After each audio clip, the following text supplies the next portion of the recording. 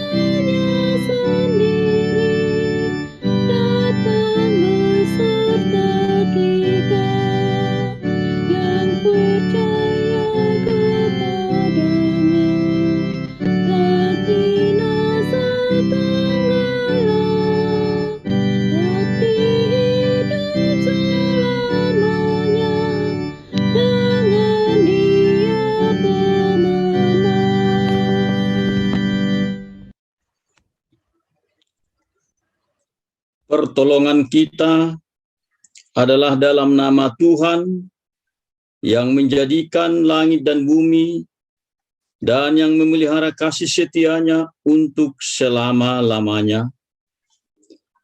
Kasih karunia dan damai sejahtera dari Allah Bapa kita, dari Tuhan Yesus Kristus dan Roh Kudus menyertai kita sekalian.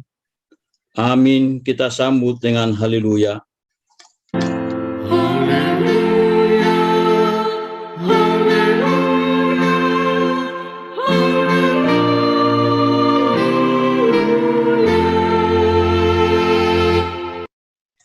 Marilah kita berdoa menaikkan syukur kita kepada Tuhan. Ya Allah Bapa kami yang di surga, yang kami sapa, puji, dan sembah di dalam Kristus Yesus Tuhan dan Juru Selamat kami. Begitu besar kasih-Mu ya Tuhan, sepanjang kehidupan kami, bahkan sepanjang perjalanan dunia ini. Dan secara khusus, kami merasakan tuntunan-Mu sepanjang tahun ini, dalam hidup keluarga maupun dalam hidup pribadi kami. Ya Tuhan, Engkau menuntun kami hingga di akhir tahun 2021.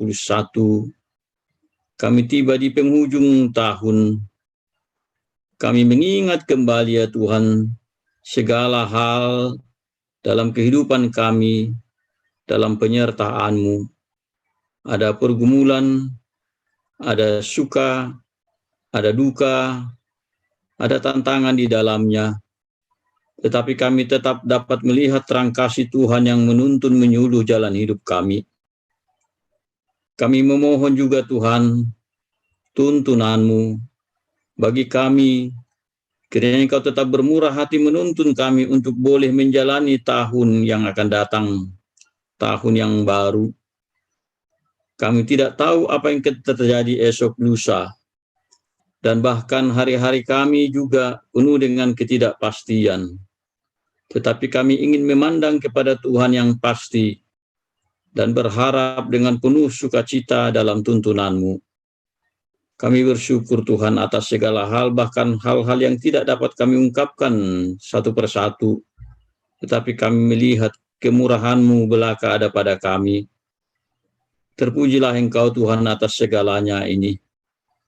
Kami terbatas mengungkapkan rasa syukur kami kepadamu, tetapi kami tetap memohon agar Tuhan kiranya memakai hidup kami untuk tetap menjadi hidup dan pribadi yang bersyukur kepada Tuhan.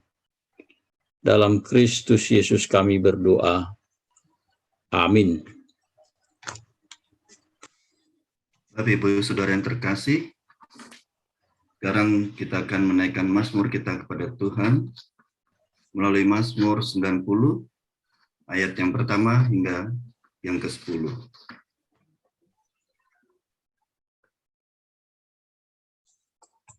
Tuhan, Engkaulah tempat perteduhan kami turun-temurun. Sebelum gunung-gunung dilahirkan dan bumi dan dunia diperanakan, dari semula dan bahkan sampai selama-lamanya, Engkaulah Allah. Engkau mengembalikan manusia kepada debu dan berkata, "Kembalilah, hai anak manusia." Sebab di matamu 1000 tahun sama dengan sehari apabila berlalu, atau seperti suatu giliran jaga di waktu malam. Engkau menghanyutkan manusia, mereka seperti mimpi, seperti rumput yang bertumbuh.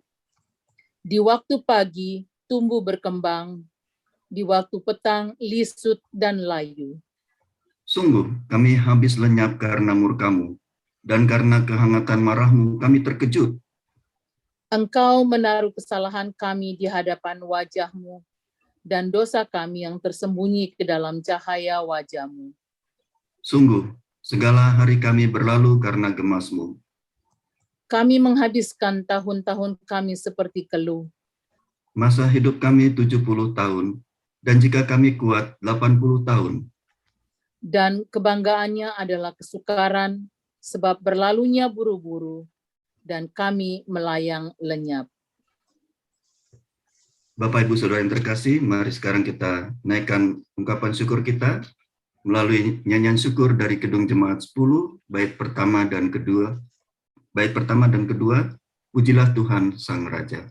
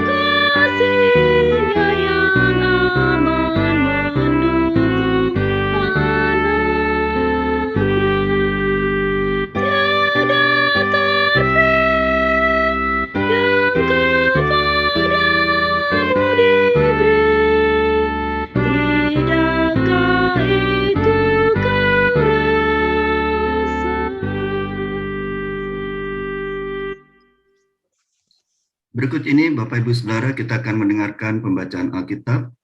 Pembacaan pertama terambil dari kitab Hosea 11 ayat 1 hingga ke-4 dan dilanjutkan dengan ayat 8 hingga ke-9.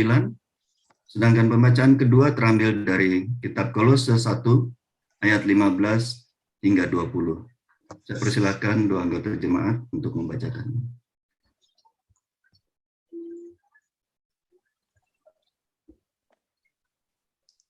The first reading comes from Hosea chapter 11, verse 1 to 4, and verses 8 to 9. When Israel was a child, I loved him, and out of Egypt I called my son. But the more they were called, the more they went away from me. They sacrificed to the Baals, and they burned incense to images. It was I who taught Ephraim to walk, taking them by the arms, but they did not realize it was I who healed them.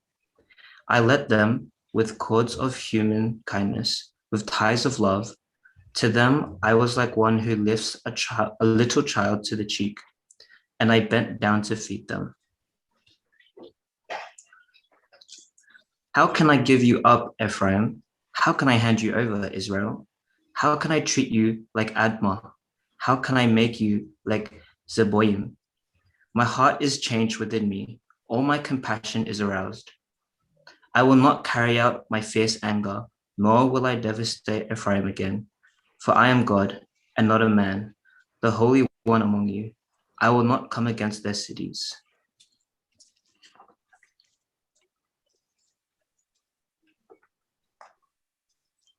Second reading is from Colossians chapter 1, verse 15 to 20. Christ is exactly like God, who cannot be seen.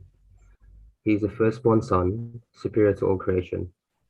Everything was created by him, everything in heaven and on earth, everything seen and unseen, including all forces and powers and all rulers and authorities. All things were created by God's Son, and everything was made for him. God's Son was before all else, and by him everything is held together. He is the head of his body, which is the church. He is the very beginning, the first to be raised from death, so that he would be above all others. God himself was pleased to live fully in his Son. And God was pleased for him to make peace by sacrificing his blood on the cross, so that all beings in heaven and on earth will be brought back to God. This is the word of the Lord. Thanks be to God. Berbahagialah kita yang senantiasa mendengar firman Tuhan, menyimpannya dalam hati, dan melaksanakannya dalam kehidupan kita sehari lepas sehari. Mari Bapak, Ibu, Saudara, dengan penuh keyakinan serta kesungguhan, kita mengikrarkan pengakuan iman rasuli bersama-sama dengan semua orang percaya di segala tempat dan di segala zaman, dengan berkata, aku percaya kepada Allah, Bapa yang Maha Kuasa, Khalik langit dan bumi, dan kepada Yesus Kristus, anaknya yang tunggal Tuhan kita, yang dikandung daripada Roh Kudus, lahir dari anak darah Maria, yang menderita di bawah pemerintahan Pontius Pilatus, disalibkan, mati dan dikuburkan, turun ke dalam kerajaan maut. Pada hari yang ketiga, bangkit pula dari antara orang mati, naik ke sorga, duduk di sebelah kanan Allah, Bapa yang Maha Kuasa, dan akan datang dari sana untuk menghakimi orang yang hidup dan yang mati. Aku percaya kepada Roh Kudus, Gereja yang kudus dan am, persekutuan orang kudus, pengampunan dosa, kebangkitan daging, dan hidup yang kekal. Amin.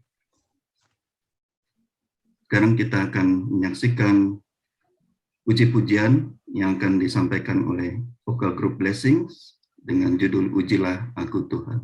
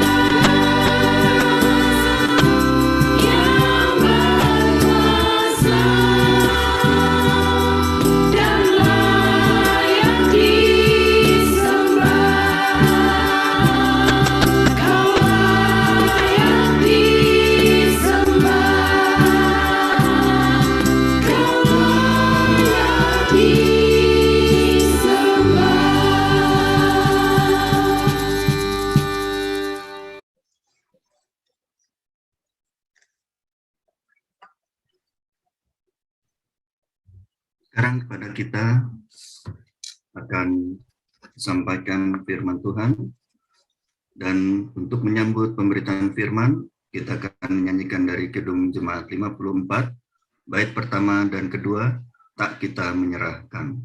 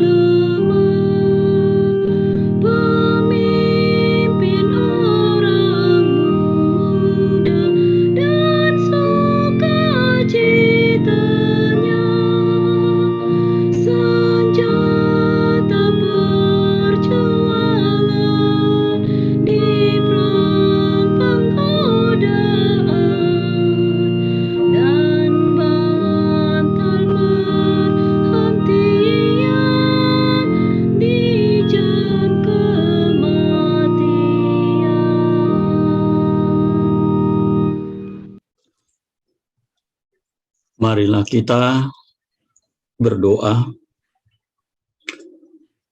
Damai sejahtera Allah yang melampaui segala akal, kiranya memelihara hati dan pikiran kita semua dalam Kristus Yesus Tuhan kita.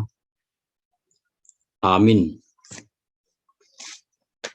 Ibu Bapa dan Saudara yang dikasihi oleh Tuhan kita Yesus Kristus, saya ucapkan selamat menyongsong tahun baru dan selamat akan mengakhiri tahun 2021 ini.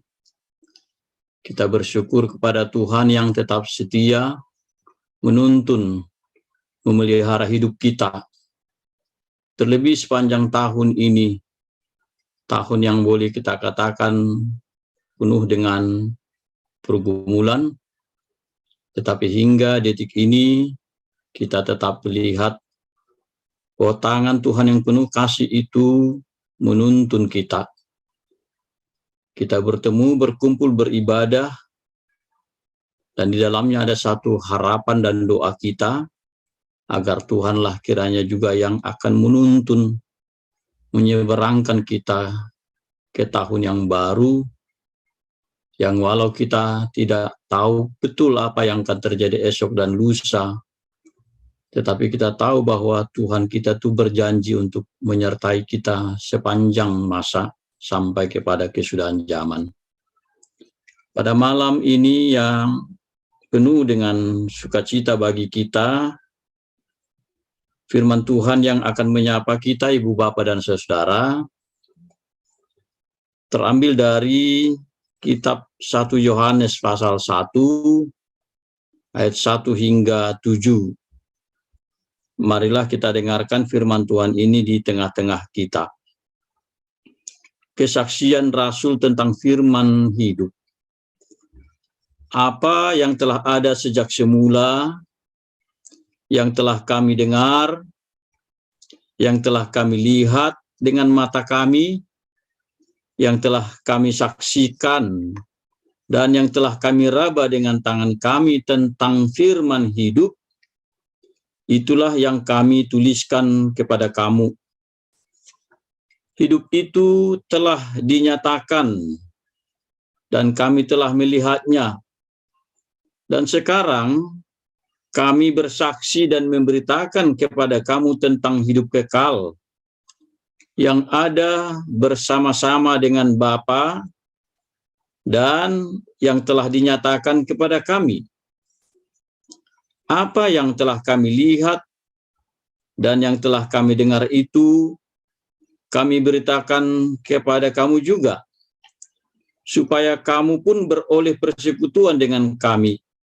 Dan persekutuan kami adalah persekutuan dengan Bapa dan dengan anaknya Yesus Kristus. Dan semuanya ini kami tuliskan kepada kamu, supaya sukacita kami menjadi sempurna. Dan inilah berita yang telah kami dengar dari Dia, dan yang kami sampaikan kepada kamu. Allah adalah terang, dan di dalam Dia sama sekali tidak ada kegelapan. Jika kita katakan bahwa kita beroleh persekutuan dengan Dia, namun kita hidup di dalam kegelapan, kita berdusta dan tidak melakukan kebenaran.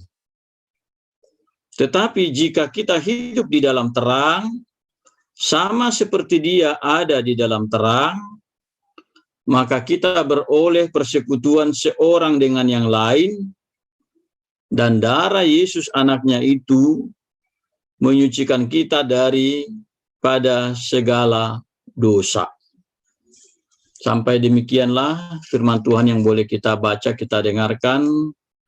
Berbahagialah kita semua, ibu, bapa, dan saudara yang mendengar, membaca firman Tuhan, dan tentu terlebih yang hidup di dalam kebenaran firman Tuhan.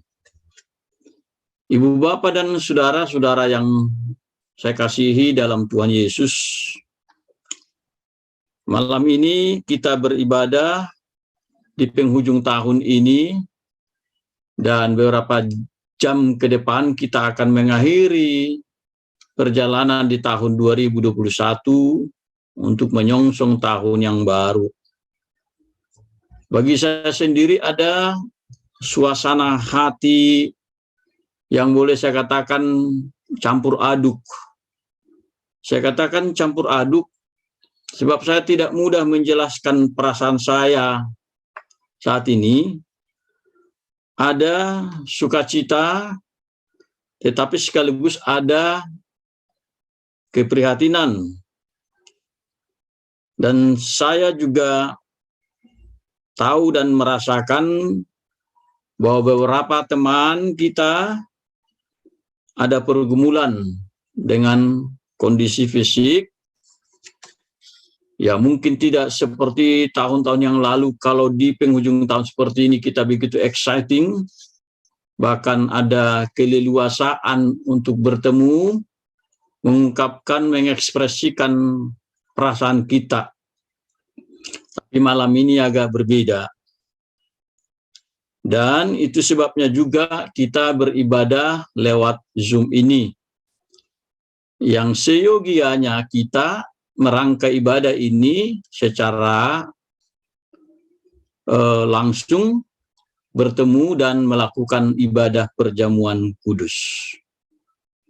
Tetapi kita tetap yakin bahwa doa-doa kita menyatu di dalam Tuhan untuk memohon juga tuntunannya, sehingga pada saat yang tepat kita akan kembali beribadah bersama. Tanpa mengurangi sukacita kita malam ini, kita ingin menerima kebenaran firman Tuhan yang mendorong kita untuk menjadi saksi-saksi Kristus, menyaksikan kuasa kebesarannya, menyaksikan rahmat-Nya, bahkan kehidupan kekal yang disediakan bagi kita. Ibu, bapak, dan saudara, kira-kira apakah di antara kita ada yang pernah diminta misalnya untuk memberi satu kesaksian atau keterangan atas suatu peristiwa, yakni peristiwa yang terjadi dan kita ketahui. Seorang saksi Ibu Bapak dan Saudara, terlebih misalnya kalau di pengadilan itu dihadirkan untuk memberi kesaksian tentang apa yang terjadi di dalam suatu peristiwa yang sedang diteliti atau diadili. Tetapi ada kriteria yang dimintakan, ada kriteria yang diwajibkan harus dimiliki atau katakanlah prasyarat bagi seorang saksi. Setidaknya 5 hal berikut ini harus dimiliki oleh seorang saksi. Yang pertama, seorang saksi itu harus sehat di dalam pikirannya dan juga secara mental, termasuk ingatannya. Jadi memorinya harus jelas, mengingat, dan memiliki mental yang sehat. Syarat yang kedua, tentu seorang saksi itu sudah harus cukup dewasa dan tidak di bawah asuhan. Nah, itu sebabnya anak-anak tidak dilibatkan sebagai saksi.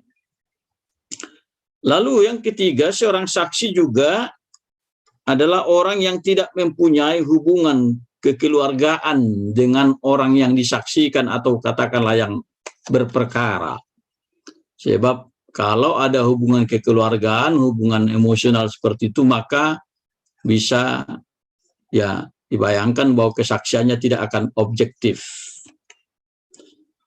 Yang keempat, dan ini harus ya, seorang saksi haruslah orang yang mendengar, orang yang melihat, dan orang yang mengetahui secara langsung peristiwa yang dimaksud. Jadi tidak boleh mengatakan, oh katanya, atau menurut si Anu, begitu. Dan yang kelima, saksi itu tidak boleh satu orang. Jadi kesaksian barulah dianggap valid kalau yang bersaksi itu minimal 2 orang. Jadi di setiap pengadilan misalnya minimal 2 saksi dihadirkan. Jadi kesaksian 1 orang belum valid, seperti itu. Dan saksi ini harus disumpah sebelum mengungkapkan, menyatakan kesaksiannya. Dan kalau di Indonesia, Ibu Bapak dan Saudara, kita tahu bahwa menurut pasal 242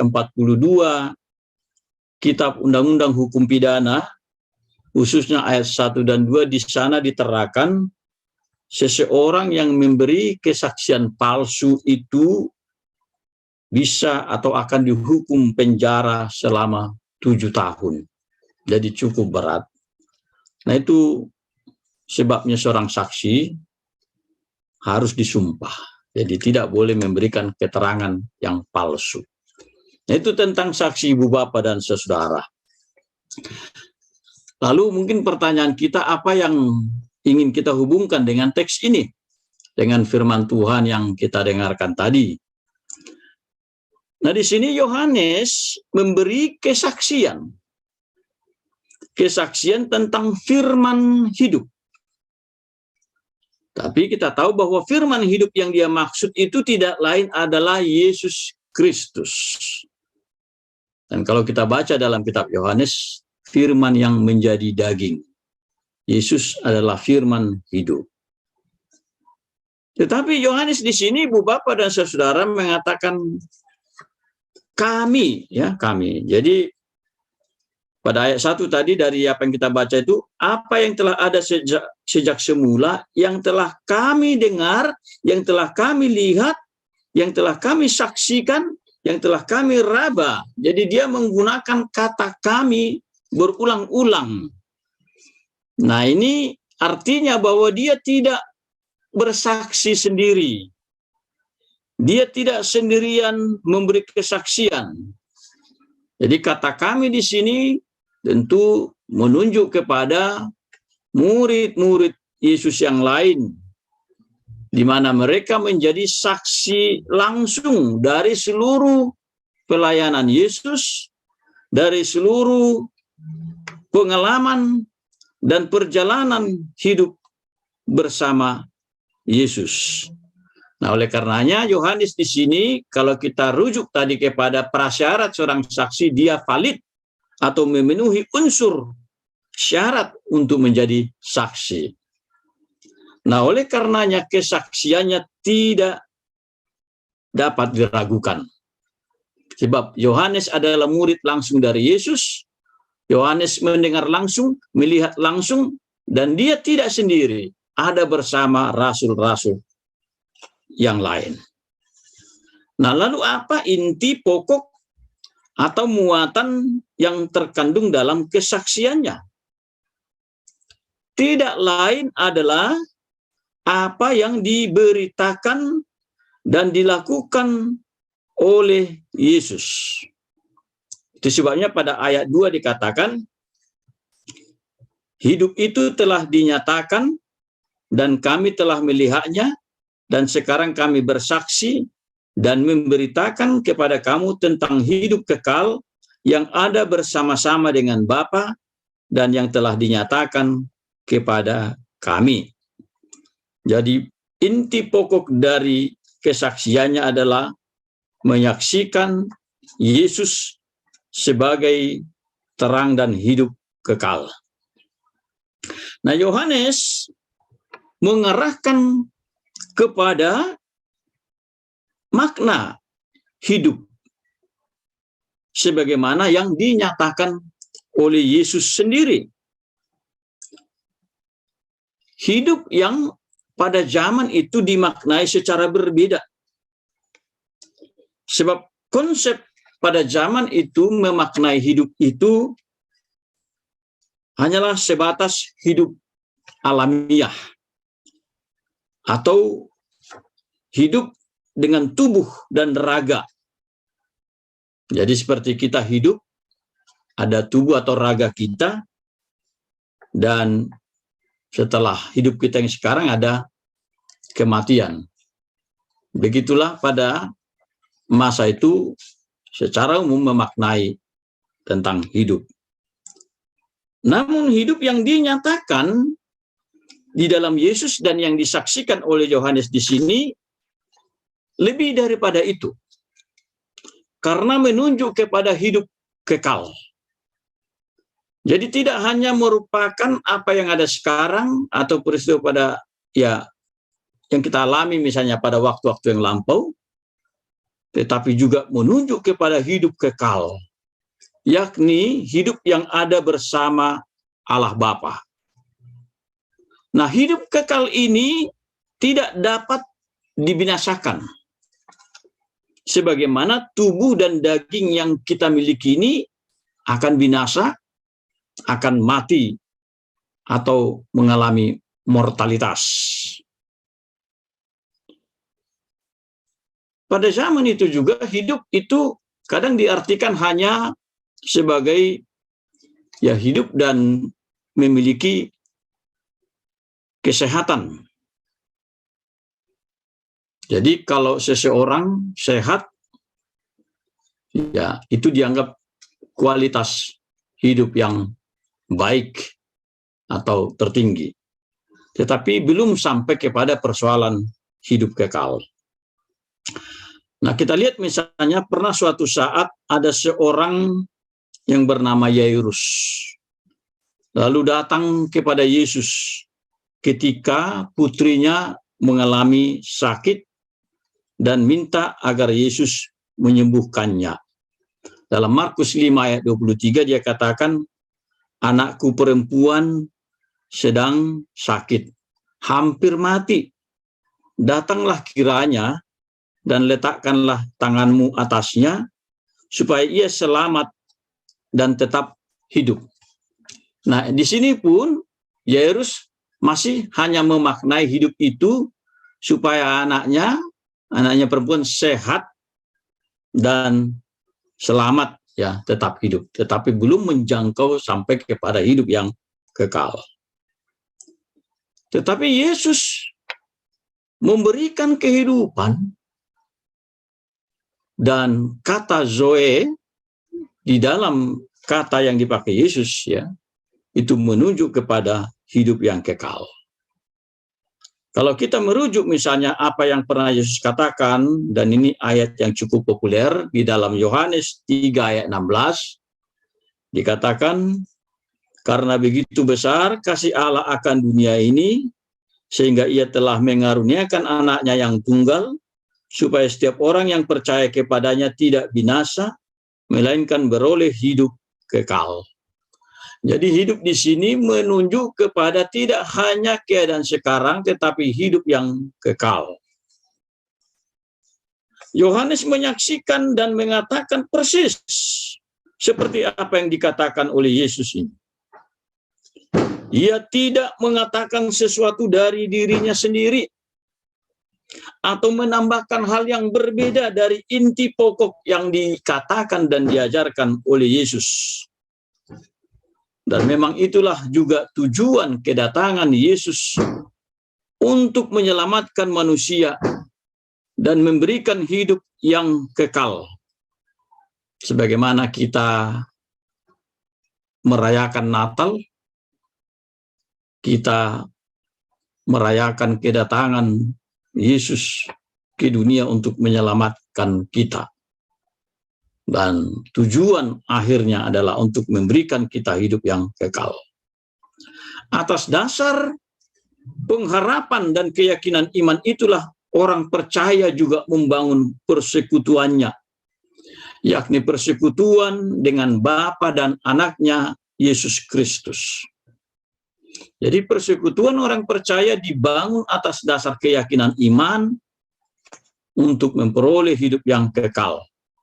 Sama seperti kita yang bersekutu sebagai jemaat Tuhan, kita didasarkan pada satu keyakinan bahwa kita sebagai orang yang beriman percaya kepada Yesus akan menerima hidup yang kekal.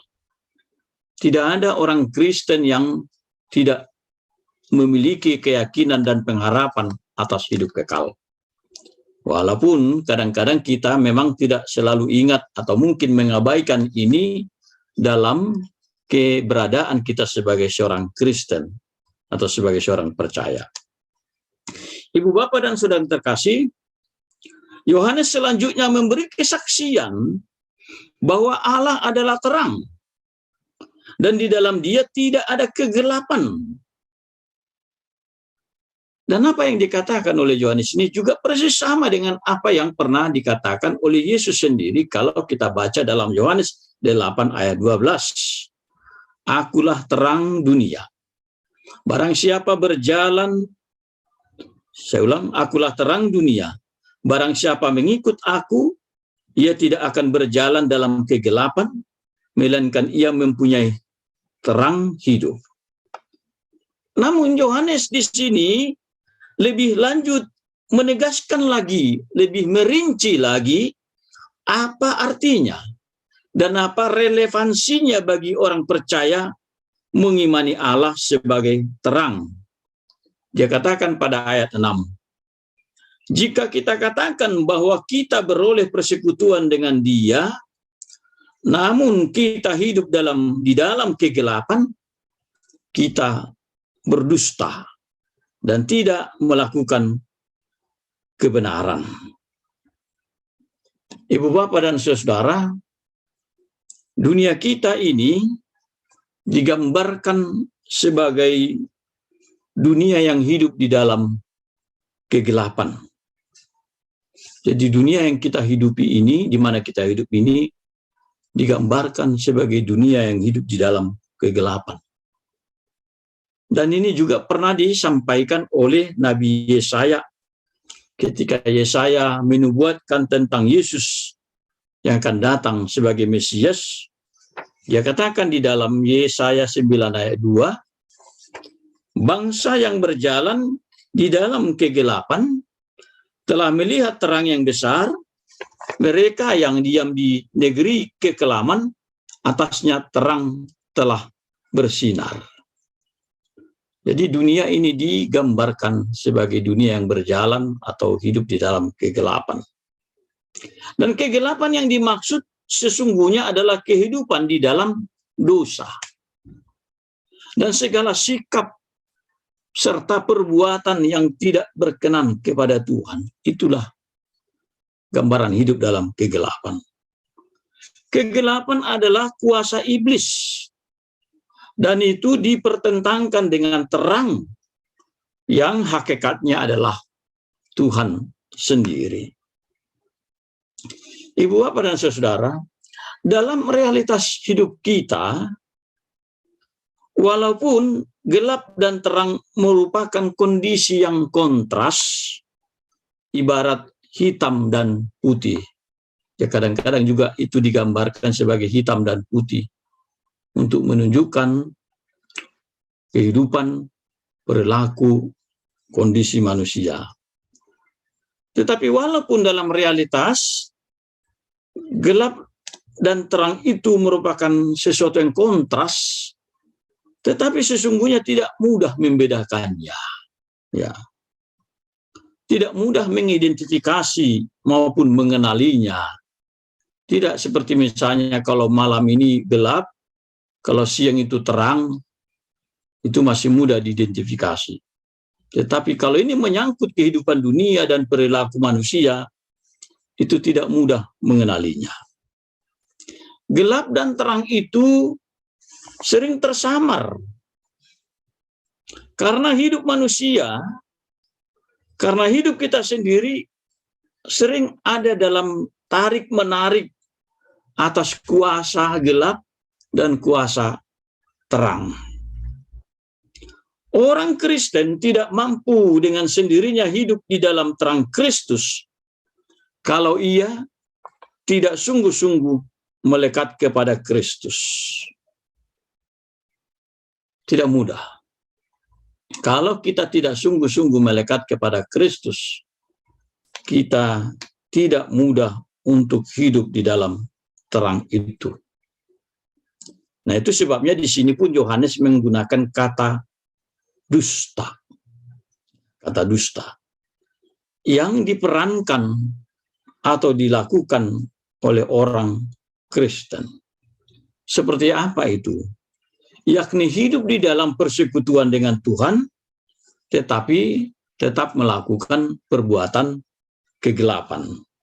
Nah, itu tadi yang dikatakan pada ayat 6, jika kita katakan bahwa kita beroleh persekutuan dengan Dia, namun kita hidup di dalam kegelapan, kita berdusta dan tidak melakukan kebenaran. Tetapi perkataan Yohanes ini sesungguhnya seakan menunjuk pada diri kita yang sebenarnya.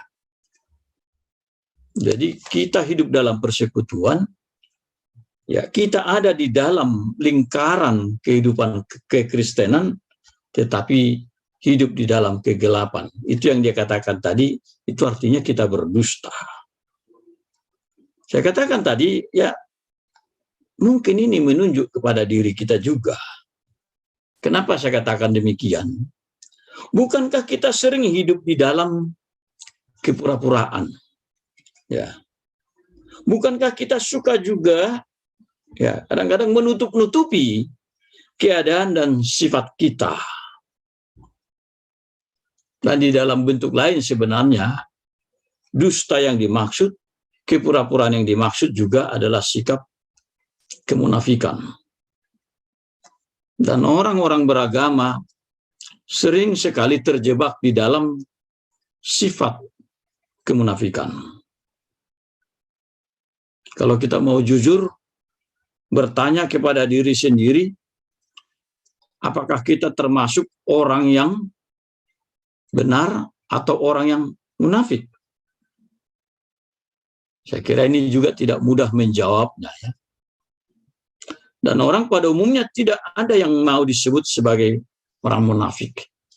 Kita tidak suka dituduh sebagai orang yang munafik. Dalam zaman Yesus sering sekali melontarkan tuduhan ini, kritik ini, justru terhadap orang-orang yang ada dalam lingkaran keagamaan. Khususnya kepada orang-orang Farisi. Ya.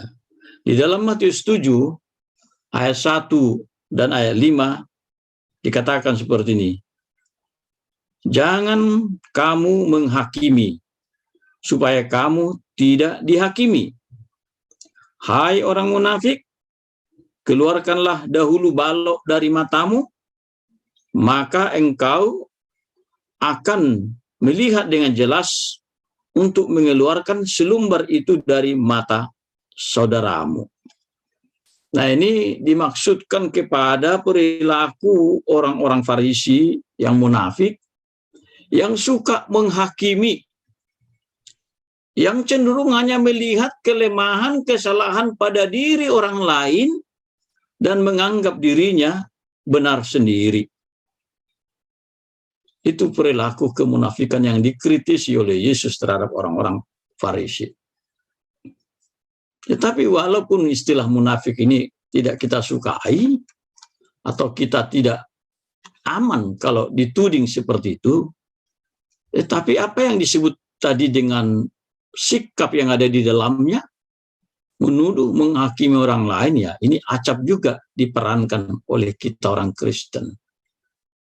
Suka melihat kelemahan-kelemahan orang lain, merasa benar sendiri, atau dalam istilah sekarang juga disebut suka judgmental. Itu perilaku yang dikritisi oleh Yesus. Pada bagian lain, Rasul Petrus pernah mengatakan seperti ini di dalam 1 Petrus 2 ayat 1. Karena itu buanglah segala kejahatan, segala tipu muslihat, dan segala macam kemunafikan, kedengkian, dan fitnah. Dan Petrus di sini menginginkan bagaimana sikap hidup seorang percaya itu jauh dari hal-hal sedemikian. Di sini tadi disetarakan ya, kejahatan, tipu muslihat, kemunafikan, kedengkian, dan fitnah yang harus jauh dari perilaku sikap orang percaya, sikap orang Kristen. Saya kira satu momen yang baik juga bagi kita untuk melakukan refleksi di penghujung tahun ini, agar hal-hal seperti ini juga tidak ikut diseberangkan ke tahun yang akan kita songsong. Agar dengan hati yang diliputi kebenaran, terang dan sinar kasih Tuhan, kita melangkah menjalani tahun rahmat Tuhan yang akan kita terima. Ibu Bapak dan saudara-saudara yang terkasih, bagaimanakah kita memahami korelasi iman, kesaksian, praktek hidup kita dalam Yesus, dalam konteks zaman di mana kita hidup saat ini? Bila Yohanes mengungkapkan kesaksiannya tentang Yesus, maka kita pun sesungguhnya adalah saksi-saksi dari Kristus. Kita adalah saksi-saksi Kristus. Ya. Kamu adalah saksiku, demikian kata Yesus. Tetapi tentu juga kita berpikir bahwa tidaklah mudah menjadi saksi atau orang yang bersaksi tentang Tuhan. Tidak mudah. Karena itu akan melibatkan seluruh pemikiran, iman percaya, diri kita di hadapan Tuhan. Tetapi sesungguhnya kita juga adalah saksi-saksi yang hidup dari pengalaman hidup yang kita lalui bersama Tuhan. Bukankah misalnya hingga saat ini kita boleh merasakan bagaimana Tuhan menuntun perjalanan hidup kita?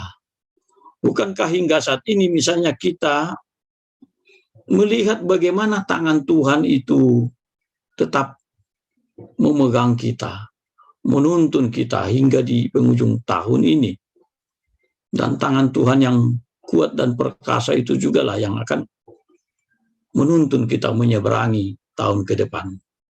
Itu artinya kita sebenarnya mengalami bagaimana Tuhan mengasihi, memelihara hidup kita. Nah, oleh karenanya tugas kita adalah untuk memberi kesaksian tentang kasih Tuhan, tetapi lebih daripada itu juga untuk memberi kesaksian akan hidup kekal bagi kita yang percaya.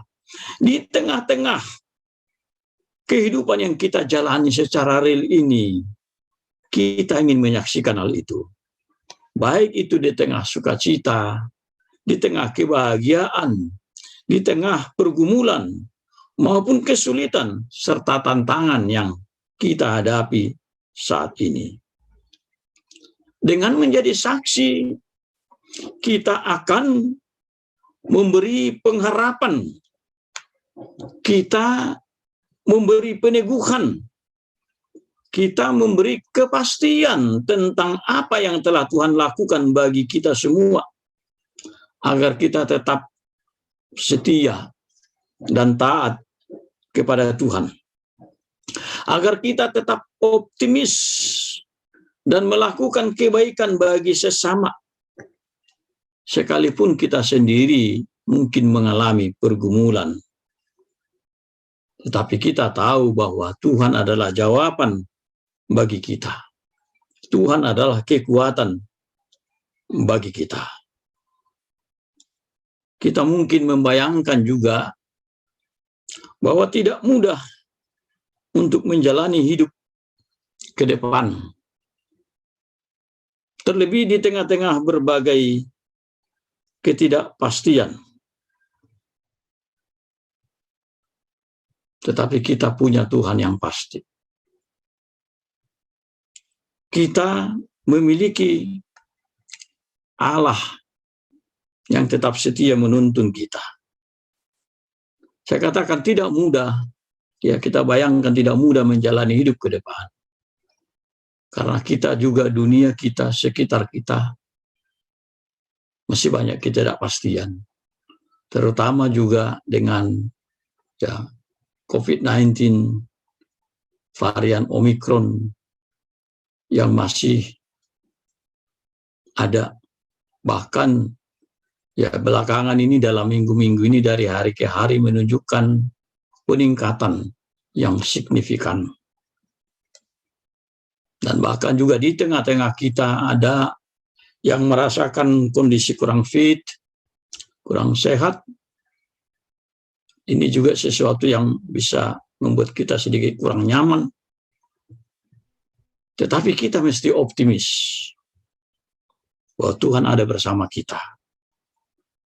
Dan itulah yang harus kita imani ketika kita mendengarkan bagaimana kesaksian Yohanes pada malam ini.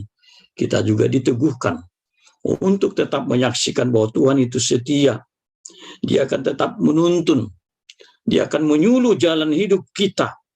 Oleh karenanya kita tidak akan goyah. Iman kita tidak akan down.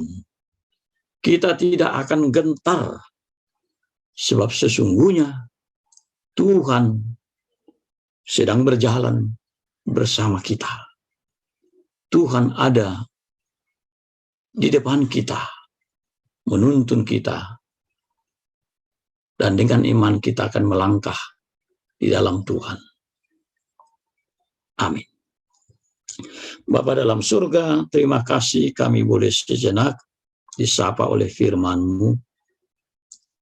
Biarlah dari apa yang kami dengar, sedikit banyak yang dapat kami simak, tapi kalau Tuhan meneguhkannya dalam kuasa Roh-Mu, dan meyakinkan kami sungguh bahwa kami akan berjalan bersama Tuhan. Kami tidak akan pernah ditinggalkan oleh Tuhan. Dan kami akan tetap setia mengikut Engkau. Sekalipun dunia dipenuhi ketidakpastian, tapi kami memiliki Tuhan yang pasti, Allah yang setia, yang dengannya kami akan berjalan dan melangkah menyeberangi tahun yang lama ini ke tahun yang baru ke depan. Terima kasih Tuhan. Amin.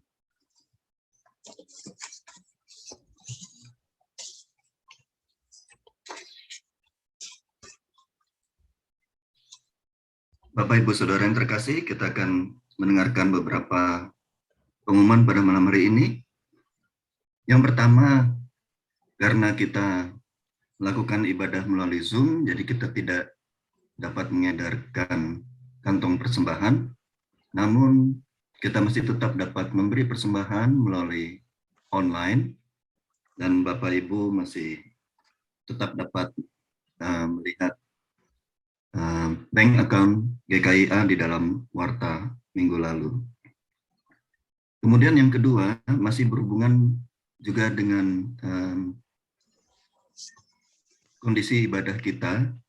Jadi majelis telah memutuskan 2 minggu mendatang, dimulai hari Minggu tanggal 2 besok ini dan juga tanggal 9, kita masih akan mengadakan ibadah melalui Zoom. Sedangkan untuk tanggal 16 Januari dan seterusnya, kita akan menunggu situasi yang terakhir, update terakhir, bagaimana kondisi kita jemaat, dan dari situ kita akan putuskan apakah kita akan dapat kembali beribadah secara fisik di gereja ataupun masih terus menggunakan Zoom. Jadi Bapak Ibu Saudara bisa tetap mendapat update melalui WA maupun website dan juga dari keluarga besar GKIA di Facebook.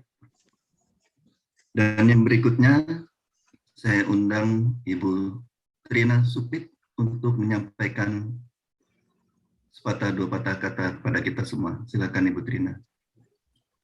Terima kasih Pak Widi. Brothers and sisters in Christ, tahun ini memang ada banyak tantangan. Dan pasti tahun depan ada banyak tantangan lagi. Tetapi seperti dibilang Bapak Pendeta, Tuhan ada bersama kita. Lalu saya ingin mengucapkan selamat tahun baru. Happy New Year. Happy New Year, everybody. I can't see it. Ya, selamat tahun baru untuk kita semua. Sekarang saya kembalikan kepada Pak Pendeta Sahat untuk doa syafaat. Baik Ibu, Bapak, dan Saudara, marilah kita merendahkan hati di hadapan Tuhan, memohon segala hal yang kita perlukan dalam doa kita. Mari kita berdoa. Ya Allah Bapa kami yang di surga, yang kami sapa, puji sembah dalam nama Tuhan Yesus Kristus. Terima kasih ya Tuhan, pada malam ini kami masih boleh bertemu dalam ibadah lewat aplikasi Zoom ini, dan kami dihantar oleh satu kesadaran ada hal-hal yang mesti kami waspadai, ada hal-hal di mana kami harus juga bertindak bijaksana, memiliki hikmat, terlebih di tengah-tengah pandemi global, penyebaran COVID-19, terlebih khusus lagi dengan varian Omikron yang masih merebak di sekitar kami, dan bahkan secara khusus juga di Australia dan New South Wales ada peningkatan. Ada banyak orang yang terjangkit terinfeksi. Bahkan kami juga harus mengaku sejumlah teman mengalami simptom dari keadaan ini. Walaupun kami masih tetap dapat melakukan aktivitas kami minimal dan maksimal yang dapat kami lakukan. Kami beribadah kepadamu Tuhan untuk mengungkapkan rasa syukur kami betapa Engkau telah menuntun kami sepanjang tahun 2021. Ada berbagai peristiwa yang kami alami, termasuk dialami oleh keluarga besar kami di tempat lain dan di Indonesia. Di tahun ini ada sejumlah keluarga juga ya Tuhan yang tidak lagi bersama keluarga mereka, orang-orang mereka kasihi, karena telah Engkau panggil kepada kekekalan. Kami ingin berdoa juga untuk setiap keluarga, khususnya di tahun ini yang kehilangan orang-orang terkasih mereka. Peliharalah hidup mereka ya Tuhan, Engkau tetap teguhkan menjalani masa depan, walaupun tanpa kehadiran orang-orang terkasih mereka. Teguhkanlah iman percaya mereka untuk tetap berharap pada belas kasih dan perlindungan-Mu. Tuhan ada bersama mereka untuk menyongsong juga hari depan, tahun berjalan ke depan yang masih Tuhan berikan. Kami juga berdoa ya Tuhan secara khusus untuk saudara-saudara kami yang dalam kondisi kurang fit. Tuhan, Engkaulah tabib yang agung bagi kami, dan walaupun mungkin untuk sementara ada kondisi fisik yang kurang fit, tetapi iman percaya mereka tetap Engkau kuatkan, pengharapan mereka di dalam Tuhan tidak akan pernah mengendorkan kasih setia iman percaya mereka kepada Tuhan, dan yakin sungguh bahwa Tuhan akan memberi kesegaran, pemulihan, bahkan optimisme menjalani kehidupan ini. Dan kami yakin sungguh sebagaimana Tuhan telah menuntun kami sepanjang tahun ini, maka ke tahun depan juga Tuhan akan tetap menuntun kami.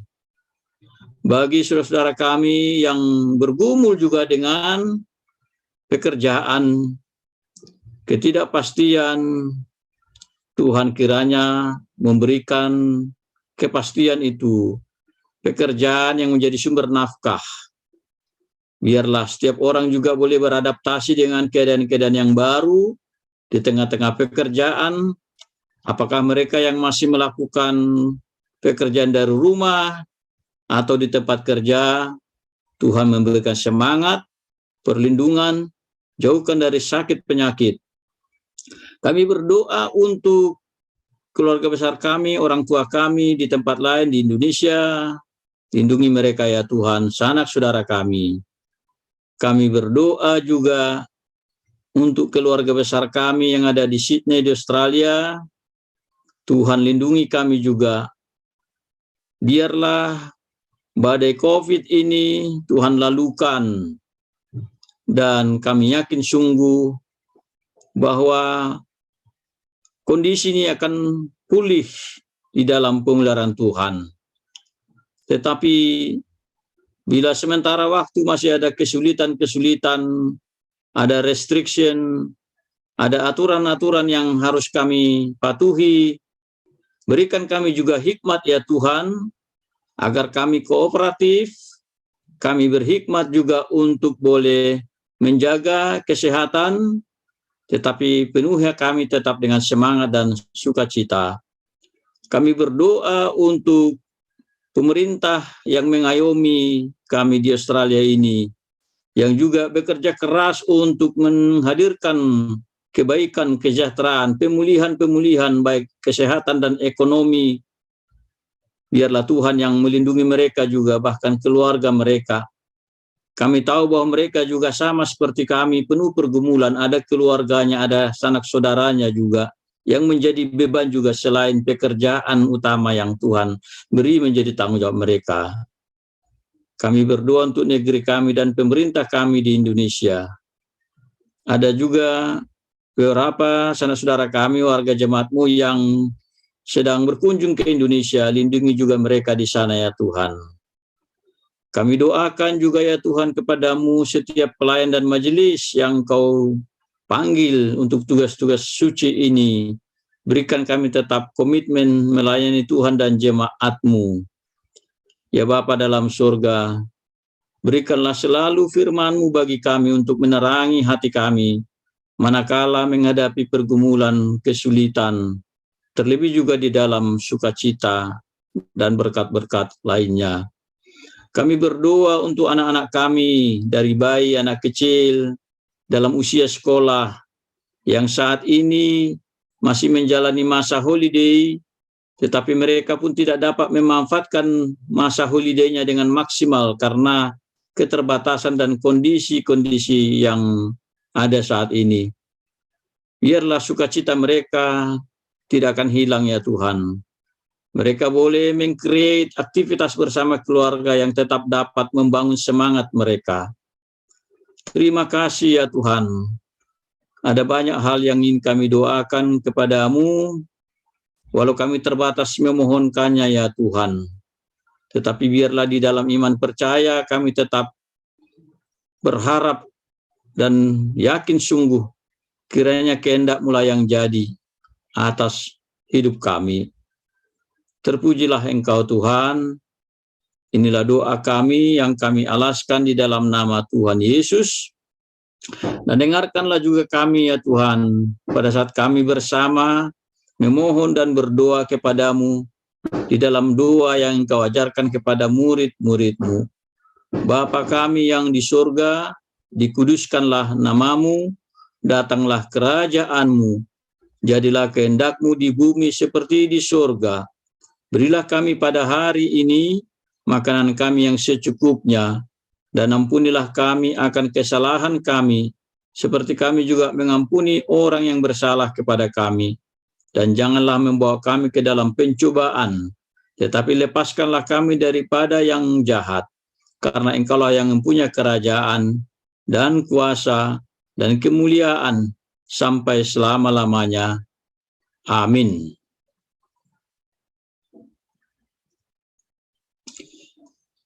Ibu, Bapak, dan Saudara yang terkasih, saatnya kita akan mengakhiri ibadah kita pada malam tahun baru ini. Kita memuji Tuhan dari Kidung Jemaat 406, bait pertama, kedua, dan ketiga.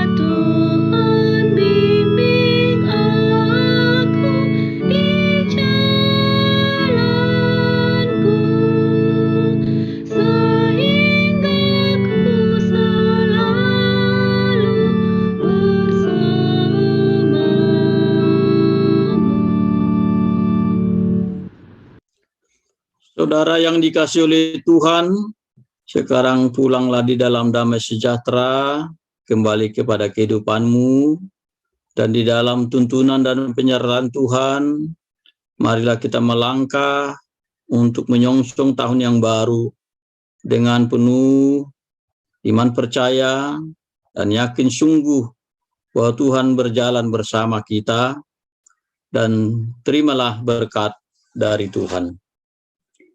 Tuhan memberkati dan melindungi engkau. Tuhan menyinari engkau dengan wajah-Nya dan memberikan engkau kasih karunia. Tuhan menghadapkan wajah-Nya kepadamu dan memberikan engkau damai sejahtera. Amin.